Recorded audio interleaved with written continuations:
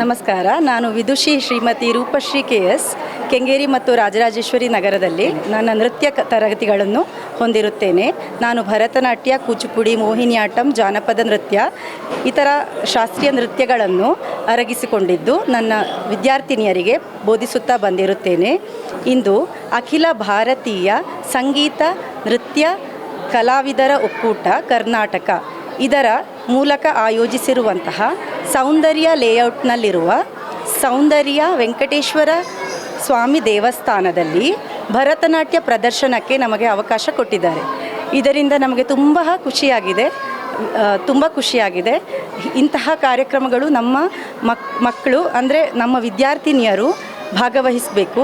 ಇಂತಹ ಕಾರ್ಯಕ್ರಮಗಳಲ್ಲಿ ಭಾಗವಹಿಸುವುದರಿಂದ ಅವರಿಗೆ ಸ್ಟೇಜ್ ಫಿಯರ್ ಅಂತ ಹೇಳ್ತೀವಲ್ವಾ, ವೇದಿಕೆಯ ಭಯ ಹೋಗುತ್ತದೆ. ಅಂದರೆ ನಮಗೆ ಬೇರೆ ಬೇರೆ ಪ್ರೋಗ್ರಾಮಲ್ಲಿ ಮಾಡುವಾಗ ಆಡಿಯನ್ಸ್ ಇರ್ತಾರೆ, ಆ ಅಂಜಿಕೆ ಹೋಗ್ತದೆ.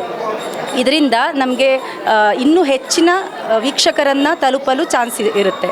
ಅಂದರೆ ಇನ್ನೂ ಹೆಚ್ಚಿನ ವೀಕ್ಷಕರಿಗೆ ಮುಟ್ಟಲು ನಮಗೆ ಇದೊಂದು ಸುವರ್ಣ ಅವಕಾಶ ಅಂತ ಹೇಳ್ಬೋದು. ಖಂಡಿತ ಸರ್, ನಮಗೆ ಇನ್ನೂ ಕೂಡ ಮುಂದೆ ಇಂತಹ ಕಾರ್ಯಕ್ರಮಗಳಲ್ಲಿ ಭಾಗವಹಿಸಲು ಅವಕಾಶ ನೀಡಿದರೆ ನಮ್ಮಷ್ಟು ಖುಷಿ ಪಡುವವರು ಯಾರೂ ಇಲ್ಲ. ಯಾಕಂದರೆ ನಾನು ಈ ಲೇಔಟ್ನಲ್ಲಿ ನೋಡಿರೋ ಪ್ರಕಾರ ಎಲ್ಲರೂ ನೃತ್ಯಾಭಿಮಾನಿಗಳೇ ಇದ್ದಾರೆ. ಯಾಕಂದರೆ ಇವತ್ತು ತುಂಬ ಮಳೆ ಬರ್ತಾಯಿತ್ತು ಸಂಜೆ ಹೊತ್ತು, ಶನಿವಾರ ಸಂಜೆ. ಆದರೆ ಮಳೆಯಲ್ಲಿ ಕೂಡ ನಿಂತ್ಕೊಂಡು ನೋಡ್ತಾ ಇದ್ರಲ್ಲ, ಅದು ನನಗೆ ತುಂಬ ಖುಷಿಯಾಯಿತು. ನನಗೆ ಆ ಅಭಿನಯ ಇನ್ನೂ ಹೆಚ್ಚಾಗಿ ಬಂತು. ನಾನು ಮನಸ್ಪೂರ್ವಕ ಅಭಿನಯ ಕೊಟ್ಟಿದ್ದೇನೆ ಇವತ್ತು. ಕೃಷ್ಣಂದು ಮತ್ತು ದೇವಿದು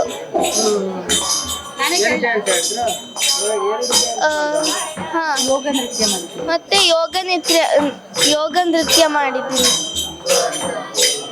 ಎಷ್ಟು ಖುಷಿ ಆಯ್ತು ನಿಮಗೆ? ನೀವು ಯಾವ ನೃತ್ಯದ ರೂಪನ ನೀವು ಇಲ್ಲಿ ದೇವರಿಗೆ ಸಮರ್ಪಿಸಿದ್ದೀರಾ? ನನಗೆ ತುಂಬ ಖುಷಿ ಆಯಿತು. ನಾನು ಭರತನಾಟ್ಯಂ ನೃತ್ಯನನ್ನು ಎಷ್ಟನೇ ವಯಸ್ಸಿಂದ ಕಲ್ತಿದ್ಯಮ್ಮ ನೀನು? ಎಷ್ಟನೇ ವರ್ಷದಿಂದ? 3 ವರ್ಷದಿಂದ ಕಲಿತಾ ಇದ್ದೀನಿ. ಎಲ್ರಿಗೂ ನಮಸ್ಕಾರ.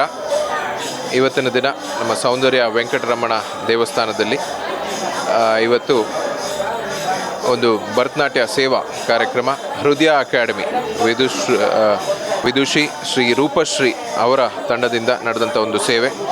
ಹಲವಾರು ಸಣ್ಣ ಮಕ್ಕಳು, ಅದೇ ರೀತಿ ಅವರ ಸಂಸ್ಥೆಯಲ್ಲಿ ಕಲಿಯುವಂಥ ಎಲ್ಲ ಮಕ್ಕಳು ನಮ್ಮ ವೆಂಕಟರಮಣ ಸ್ವಾಮಿಗೆ ಒಂದು ಸೇವೆ ಸಲ್ಲಿಸಬೇಕು ಅಂತ ಇವತ್ತು ಬಂದು ಒಂದು ಗಂಟೆಗಳ ಕಾಲ ನಿರರ್ಗಳವಾಗಿ ಅವರು ಭರತನಾಟ್ಯ ಸೇವೆಯನ್ನು ಕೊಟ್ಟು ಅವರು ಬಂದಂಥ ಎಲ್ಲ ಭಕ್ತವೃಂದಕ್ಕೂ ಭಾರಿ ಖುಷಿಯಾಗಿದೆ.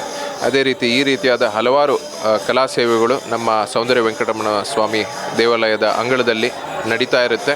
ಅದೇ ರೀತಿ ಪ್ರತಿ ಶನಿವಾರ ನಮ್ಮ ದೇವಸ್ಥಾನದಲ್ಲಿ ಕಾರ್ಯಕ್ರಮ ನಡೀತಾ ಇರುತ್ತೆ. ಅದೇ ರೀತಿ ಹೋದ ವಾರ ಶ್ರೀ ಮೈಸೂರು ರಾಮಚಂದ್ರ ಆಚಾರ್ಯರು ಅವರು ಕೂಡ ತುಂಬ ಅದ್ಭುತವಾದಂಥ ಒಂದು ಕಾರ್ಯಕ್ರಮವನ್ನು ಕೊಟ್ಟಿದ್ದಾರೆ ಇಲ್ಲಿ. ಅದೇ ರೀತಿ ಹಲವಾರು ಧಾರ್ಮಿಕ ಪ್ರವಚನ, ಕಲಾ ಸೇವೆಗಳು, ಅದೇ ರೀತಿ ಹಲವಾರು ಮ್ಯೂಸಿಷಿಯನ್ಗಳು ನಮ್ಮ ಕ್ಷೇತ್ರಕ್ಕೆ ಬರ್ತಾ ಇದ್ದಾರೆ. ಈ ರೀತಿಯಾಗಿ ಇನ್ನೂ ಕೂಡ ಹೆಚ್ಚಿನ ಭಕ್ತರ ಸಂಖ್ಯೆ ದಿನೇ ದಿನೇ ಹೆಚ್ಚಾಗ್ತಾ ಇದೆ ಅಂತ ಹೇಳ್ತೀನಿ.